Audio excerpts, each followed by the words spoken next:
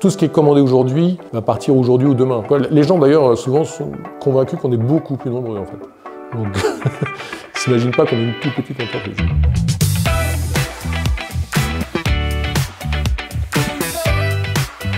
La société Bordet existe depuis 1965. Elle a été créée par Georges Bordet, sculpteur professionnel. En rentrant de captivité après la guerre, il ne pouvait plus sculpter. Et il a eu l'idée de fabriquer un outil qui s'appelle le porte-outil vibrant. Et là, ils ont commencé à développer vraiment tout l'outillage autour, tout l'outillage bois autour, sur 3 principaux domaines que sont le tournage sur bois, la sculpture et l'ébénisterie.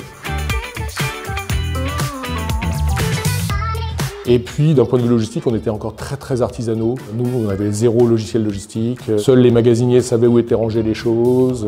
Et on a fait notre premier Black Friday. Et là, on a failli mourir parce qu'on a eu un grand succès. Donc ça, c'était très chouette. Sauf qu'on a explosé d'un point de vue logistique parce qu'on n'était pas du tout préparé. On n'avait pas les outils qu'il fallait.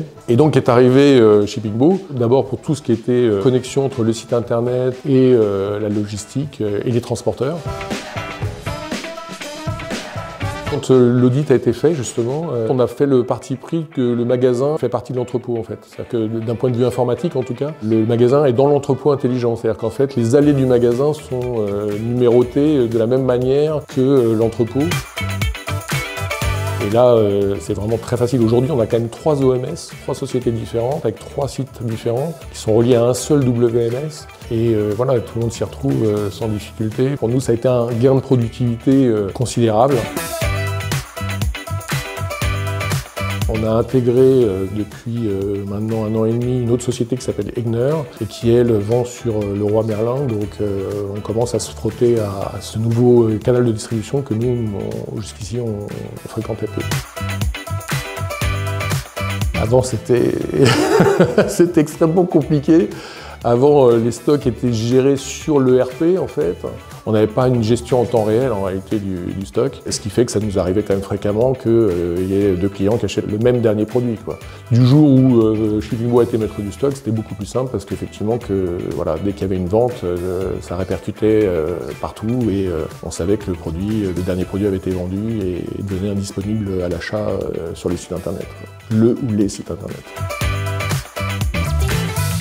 L'avantage, c'est que Oxatis et Shippingbo communiquaient très bien. Mais Shippingbo communique très bien aussi avec PrestaShop, puisque Egner est sur PrestaShop, et donc ça marche aussi parfaitement. Toutes les commandes tombent automatiquement dans notre WMS. Pour les magasiniers, c'est invisible. En fait, ils ne savent pas d'où vient la commande, en fait. Ça n'a pas tellement d'importance. Et comme tout a été paramétré avec le transport, etc., tout est automatisé, et donc c'est pas du tout un sujet, quoi, en fait. On est sur 1,2 ou 1,3 jours pour une expédition de commande, qui pour une TPE, objectivement, il suffit de regarder les avis Google et le fait qu'ils reçoivent tout de suite le mail disant on prépare votre commande, puis après votre commande est expédiée, voici le numéro de tracking. Voilà, dans le e-commerce aujourd'hui, c'est vraiment très rassurant pour le client qui a dépensé de l'argent de voir que ça suit et que sa commande arrive très vite derrière, quoi.